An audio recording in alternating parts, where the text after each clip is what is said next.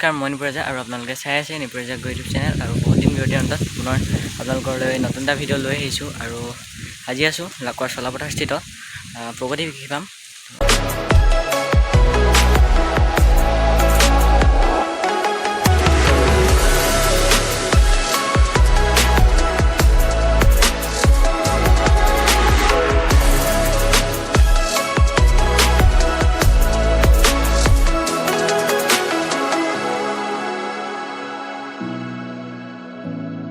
আৰু এইখনেই হৈছে প্ৰগতি কৃষি ফাৰ্ম। এতিয়া সোমাই যাম। খুব সুন্দৰ পৰিৱেশ, চাই যাব ভিডিঅ'টো শেষলৈকে।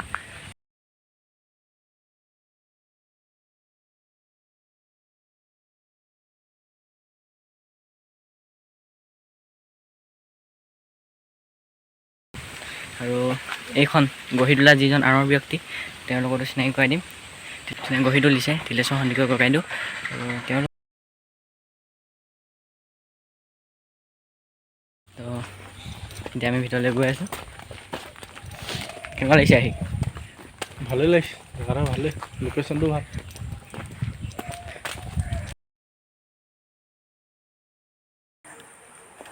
মোৰ লগত আছে এই ফাৰ্মখনৰ আচলতে তত্ত্বাৱধায়ক, আৰু তেওঁৰ লগত কথা পাতিম অলপ। আৰু আপোনাৰ নামটো? মই শ্ৰী তিলেশ্বৰ সন্দিকৈ। আৰু ভালে আছে? ভালে আছোঁ। আৰু ৰঙালী বিহুৰ শুভেচ্ছা জনাইছোঁ। ৰঙালী বিহুৰ সকলোলৈ শুভেচ্ছা থাকিল।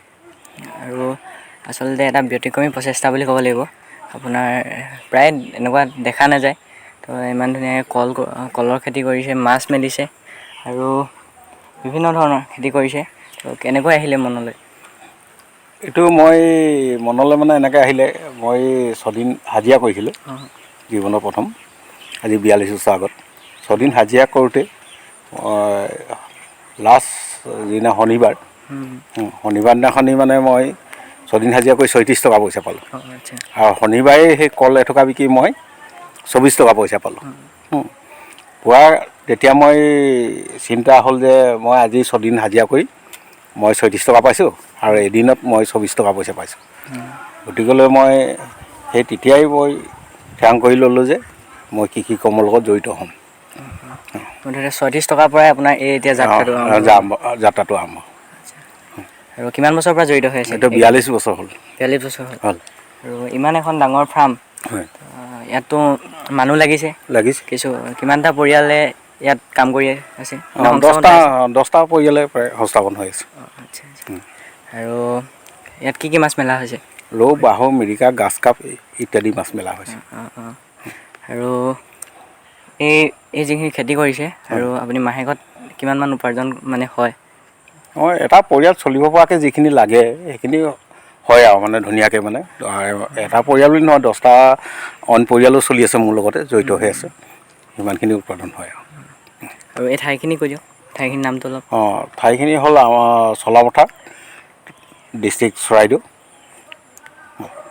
আৰু কিমান বিঘা মাটি আছে ইয়াত? মোৰ 40 বিঘা মাটি আছে। 40 বিঘা মাটি। হয়। আৰু এইবোৰ যিবোৰ খেতি কৰা হৈছে, এইবোৰ সকলো জৈৱিক প্ৰক্ৰিয়াৰে কৰা হৈছে? চব নে ৰাসায়নিক সাৰ? নাই, ৰাসায়নিক প্ৰয়োগ কৰা নাই মই আজিলৈকে। ভাল লাগিল আপোনাক লগ পাই। আৰু আপোনাৰ ইমানখিনি সময় দিয়াৰ বাবে ধন্যবাদ।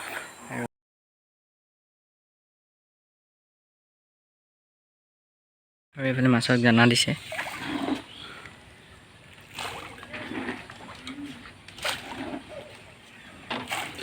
মাছবোৰ নাই অহা যে খাবলৈ? ক'ব নোৱাৰিতো।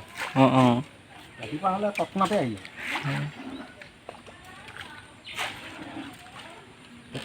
ধুই দিছে ইয়াৰ কাৰণে একদম ঘৰটো তাৰপৰা এনেকুৱা। এইবোৰ মাছে খাইছে, আৰু এইবোৰ মাছে খাইছে দানা। কি মাছ আছে? ৰূপচন্দা আছে। দিনত কেইবাৰ দিয়া হয়? এবাৰ দিয়ে। ৰাতিপুৱাই দিয়ে মানে? ৰাতিপুৱা দিয়ে। এতিয়া ডাঙৰবোৰ প্ৰায় নাথাকে ইয়াত। চব বহুত দীঘলটো, আধা কিলোমিটাৰ ওপৰত আছে। আপোনাৰ এই ফাৰ্মখনৰ পৰা আৰু কিবা বিজনেছ আছেনে? নাই, বেলেগ একো নাই, মই খেতি পায়।